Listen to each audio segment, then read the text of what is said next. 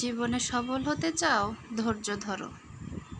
ধৈর্য ধরলে মানুষ অনেক দূর এগোতে পারে। কথায় আছে, যে সয় সেই রয়। যে কাজে ব্যর্থ হবে একবার না, 5 বার করতে হবে, তাহলেই দেখবে তুমি সফল হতে পারবে। সবসময় একটা কথাই মনে রাখতে হবে, সফল হতে হলে ধৈর্য ধরতে হবে। তুমি যত বেশি ধৈর্য ধরবে তত বেশি তুমি সফলতার কাছে পৌঁছতে পারবে। তোমার যদি ধৈর্য না থাকে তুমি সফল হতে পারবে না, তুমি সবসময় ব্যর্থই হবে। মনে রাখবে, নবী রাসূলরা বলে গেছে,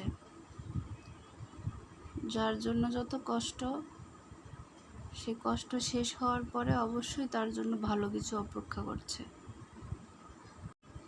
সবশেষে একটা কথাই মনে রাখবে, ধৈর্য ধরো।